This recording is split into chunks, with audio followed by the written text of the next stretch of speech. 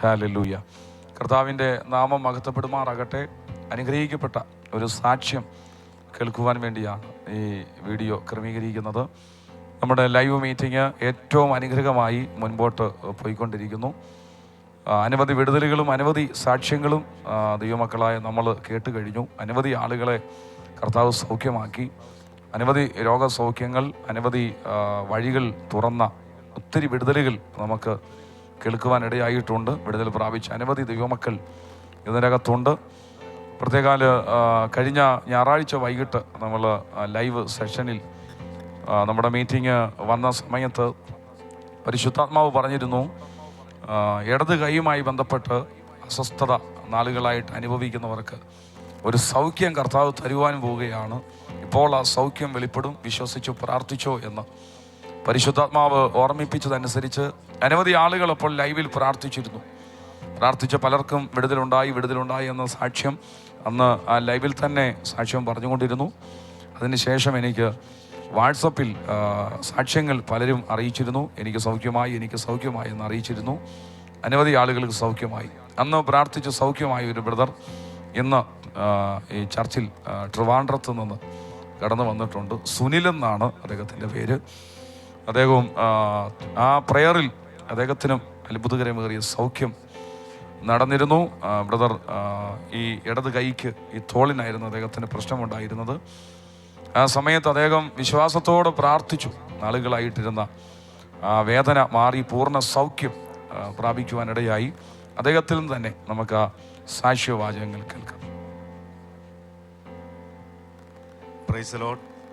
എൻ്റെ പേര് സുനിൽകുമാർ എന്നാണ്. ഞാൻ തിരുവനന്തപുരം നെയ്യാറ്റിൻകരയ്ക്കടുത്ത് കമ്പങ്കോട് എൻ്റെ സ്ഥലത്തിൻ്റെ പേര്.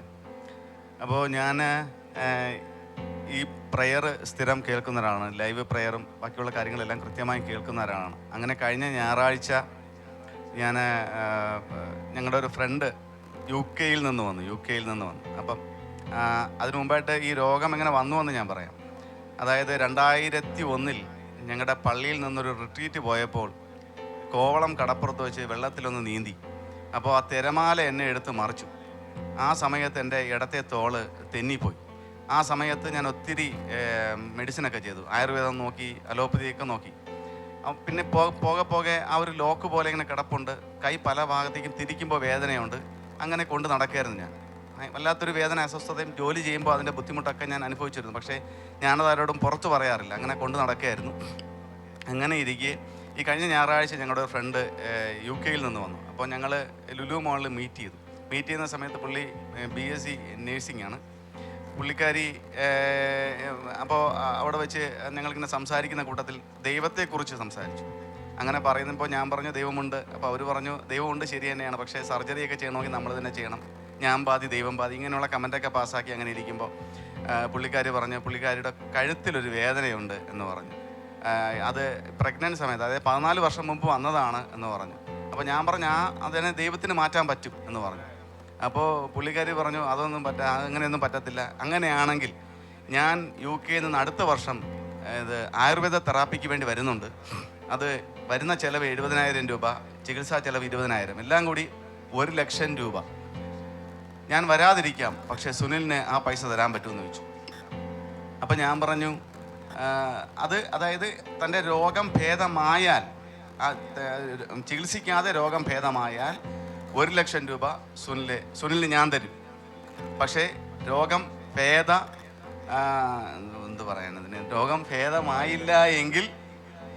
ഭേദമായില്ല എങ്കിൽ സുനില് പൈസ തരണം. പക്ഷേ പ്രാർത്ഥിച്ച് രോഗം ഭേദമായാൽ പൈസ ഞാൻ സുനിലിന് തരും. അങ്ങനെ പറഞ്ഞ് കമൻറ്റ് ചെയ്തു. അപ്പം ഞാൻ അതിനെതിരെ ഒന്നും പറഞ്ഞില്ല. ഞാൻ പറഞ്ഞു അടുത്ത വർഷം ഇയാൾ യു കെയിൽ നിന്ന് വരുമായിരിക്കും, പക്ഷേ ചികിത്സിക്കാൻ വേണ്ടി വരില്ലെന്ന് പറഞ്ഞു. ഈ കഴുത്തിൻ്റെ പ്രശ്നത്തിന് വേണ്ടി ഇയാൾ വരത്തില്ല, ഞാൻ ചാലഞ്ച് ചെയ്യുന്നെന്ന് പറഞ്ഞു. അങ്ങനെ നമ്മൾ പരസ്പരം ചാലഞ്ച് ചെയ്ത് അവിടെ നിന്ന് ഇറങ്ങി. അങ്ങനെ രാത്രി ഏകദേശം 10 മണിയോട് അടുപ്പിച്ച് ഞാൻ എൻ്റെ വീട്ടിൽ വന്നു. വീട്ടിൽ വരുമ്പോഴെല്ലാം യാത്രകളിലെല്ലാം എൻ്റെ മനസ്സിൽ ഈ ചിന്തയായിരുന്നു, ദൈവമേ ഞാനിങ്ങനെ വാക്ക് കൊടുത്തു, എന്താണ് ഇതിനൊരു അടയാളം എനിക്ക് വെക്കണമെന്നൊക്കെ പറഞ്ഞ് ഞാനിങ്ങനെ ചിന്തിച്ച് വീട്ടിൽ വരുമ്പോഴാണ് ഞാൻ പാസ്റ്ററിൻ്റെ ആ ഒരു ലൈവ് പ്രയർ കാണുന്നത്. അപ്പോൾ ലൈവ് പ്രയർ സ്ഥിരം കാണുന്നുണ്ട്. അപ്പോൾ ഞാൻ മനസ്സിൽ വിചാരിച്ചു ഇന്ന് വന്ന് ലൈവ് പ്രയർ കേൾക്കാം. അങ്ങനെ രാത്രി മുട്ടുമടക്കി ഞാൻ ഇരുന്ന് ആ ലൈവ് പ്രയർ ഓപ്പൺ ചെയ്തപ്പോൾ തന്നെ അതിനകത്ത് പാസ്റ്റർ പറഞ്ഞു, ഇടത്തെ തോളിന് വേദനയുള്ള വ്യക്തികളെ ദൈവം തൊടാൻ പോവുകയാണ്. ഇടത്തെ തോളിൽ വേദനയുള്ള, വർഷങ്ങളായിട്ട് ഭാരം ചുമക്കുന്ന, ആ ബുദ്ധിമുട്ട് അനുഭവിക്കുന്നവരുടെ ഇടത്തെ തോളിലെ കൈ അത് ദൈവം തൊടാൻ പോവുകയാണെന്ന് പറഞ്ഞു. ആ സമയത്ത് ഞാൻ മുട്ടുമടക്കി ദൈവമേ അത് ഏറ്റെടുത്ത് ഞാൻ പ്രാർത്ഥിച്ചു. വിശ്വസിച്ചാൽ ദൈവത്തിന്റെ മഹത്വം കാണും. അതാണ് എൻ്റെ സത്യം. അത് നമ്മൾ മനസ്സിലാക്കേണ്ടത്. വിശ്വസിച്ചാൽ ആ പുത്രനിൽ, കർത്താവായ ക്രിസ്തുവിൽ വിശ്വസിക്കുന്ന ഏവനും നശിച്ചു പോകാതെ നിത്യജീവൻ പ്രാപിക്കേണ്ടതിന് നമ്മൾ ലോകത്തെ സ്നേഹിച്ചു എന്ന് പറഞ്ഞതുപോലെ ആ കർത്താവ് നമ്മളെ തൊടും. അപ്പൊ ആ സമയത്ത്, ഇങ്ങനെ പ്രാർത്ഥിക്കുന്ന സമയത്ത് ഞാനത് ഏറ്റെടുത്ത് പ്രാർത്ഥിച്ച്, ഞാൻ പലപ്പോഴും കൈ ഇങ്ങനെ കറക്കാറുണ്ട്, വേദനിക്കുമ്പോഴൊക്കെ ചെയ്യാറുണ്ട്. ആ സമയത്ത് ഞാൻ ദൈവമേ എന്ന് വിചാരിച്ച് ആ കൈ ഒന്ന് കറക്കിയപ്പോൾ എൻ്റെ എല്ലിൻ്റെ ഈ ഭാഗത്ത്, ഈ ഒരു ഭാഗത്ത് ഒരു പൊളയൽ, ഒരു എല്ലിങ്ങനെ പൊളഞ്ഞ് കയറുന്നതായിട്ട് എനിക്ക് ഫീൽ ചെയ്തു. അതിങ്ങനെ പൊളഞ്ഞ് വന്ന് ഒരു വെടി ശബ്ദത്തോടു കൂടി അതിങ്ങനെ ഒരിടത്തും സെറ്റായി, ലോക്കായി. ഞാൻ അന്തം വിട്ടുപോയി. ഞാൻ പറഞ്ഞു, കർത്താവെ സർജറി അല്ല, എൻ്റെ അപ്പുറമുള്ളത് ദൈവത്തിന് പറ്റി. അതിനപ്പുറത്തേക്ക് ഒന്നും പറയാൻ, കാരണം നമ്മളിപ്പോൾ സർജറിക്ക് കൊടുക്കുകയാണെങ്കിൽ ഡോക്ടർ അതിനെ കീറിയെടുത്ത് എല്ലിനെ എടുത്ത് മറച്ചു വയ്ക്കുമായിരിക്കാം. പക്ഷെ ദൈവത്തിന് ഒന്നും അസാധ്യമല്ലല്ലോ. അതാണ് നമ്മൾ മനസ്സിലാക്കേണ്ടത്. ദൈവത്തിന് ഒന്നും അസാധ്യമല്ലല്ലോ. ആ ദൈവം എന്നെ ആ സമയത്ത് അത്ഭുതത്തോടെ വിടുവിച്ചു. അതോടുകൂടി എൻ്റെ കൈയുടെ വേദന മാറി. എനിക്ക് എങ്ങനെ വേണം പൊക്കാം, തിരിക്കാം, വളയ്ക്കാം, ഒരു പ്രശ്നമില്ല. ദൈവം എന്നെ വിടുവിച്ചു.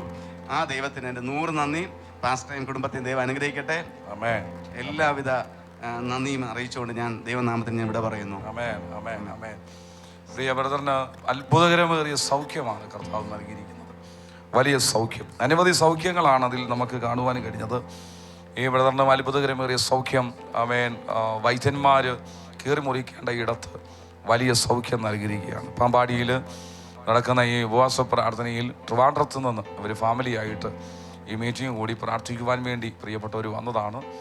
ഈ അത്ഭുതകരമേറിയ സാക്ഷ്യം ഇവിടെ കൈമാറുന്നത്, വേദനയോടെ ഭാരത്തോടു കൂടെ ഇരിക്കുന്ന ആരെങ്കിലുമൊക്കെ ഉണ്ടെങ്കിൽ നിങ്ങളെയും യേശു കർത്താവ് സൗഖ്യമാക്കും. ഈ പ്രാർത്ഥന വെറുതെ അല്ല. ഈ ഇന്ന് 171ാമത്തെ ദിവസമാണിത്. വെറുതെ അല്ല. ഈ യോഗങ്ങളിൽ നിങ്ങൾക്ക് യേശുവിൽ വിശ്വസിച്ച് പ്രാർത്ഥിക്കുവാൻ കഴിയും. കർത്താവ് നിങ്ങളെ സൗഖ്യമാക്കും. ഈ ബ്രദറിനെ ഞാൻ അനുഗ്രഹിച്ചു പ്രാർത്ഥിക്കുന്നു. യേശുവേ, അങ്ങ് കൊടുത്ത സൗഖ്യം, ഈ തോളിന് കൊടുത്ത സൗഖ്യം നിലനിൽക്കട്ടെ. ആ സൗഖ്യത്തെ ഞാൻ ഉറപ്പിക്കുന്നു. ഇനി മേലാൽ ഒരു അസ്വസ്ഥതയും ഈ മകനിൽ വരാതെ സൗഖ്യത്തോടെ ബലത്തോടുകൂടെ ഞങ്ങൾ ഈ മകനെ ബ്ലസ് ചെയ്യുകയാണ്. ഞങ്ങൾ ഒരുമിച്ച് നമുക്ക് ഈ പ്രിയപ്പെട്ടവർക്ക് വേണ്ടി പ്രാർത്ഥിക്കാം. ഒരുമിച്ച് കരം നീട്ടി പ്രാർത്ഥിച്ചു. യേശുവേ, ഞങ്ങൾ ഒരുമിച്ച് ഈ ലൈവിലുള്ളവർക്ക് വേണ്ടി പ്രാർത്ഥിക്കുന്നു. ഈ മകന് കൊടുത്ത സൗഖ്യം ഞങ്ങൾ ഒരുമിച്ച് അതിൽ വിശ്വസിച്ച് പ്രാർത്ഥിക്കുമ്പോൾ, ഈ ലൈവിൽ ഇപ്പോൾ ഈ സന്ദേശം കേട്ടുകൊണ്ടിരിക്കുമ്പോൾ രോഗികളായി ഭാരപ്പെടുന്നവരുടെ മേൽ മുഴുവൻ യേശു കർത്താവിൻ്റെ നാമത്തിൽ സൗഖ്യം നടക്കട്ടെ. സൗഖ്യം ഞങ്ങൾ കൽപ്പിക്കുന്നു, അത്ഭുതം പ്രഖ്യാപിക്കുന്നു യേശു ക്രിസ്തുവിൽ നാമത്തിൽ തന്നെ. ആമേൻ. കർത്താവ് നിങ്ങളെല്ലാവരെയും അനുഗ്രഹിക്കട്ടെ. ഏത് വിഷയത്തിലും യേശു പരിഹാരം വരുത്തും. പ്രാർത്ഥനയോടെ കർത്താവിൻ്റെ സന്നിധിയിലാകാം. അത്ഭുതങ്ങൾ നിങ്ങൾക്ക് പ്രാപിക്കാൻ കഴിയും. അടുത്ത മീറ്റിങ്ങുകളിൽ നിങ്ങൾ പ്രവേശിക്കുക, പ്രാർത്ഥിക്കുക. God bless you.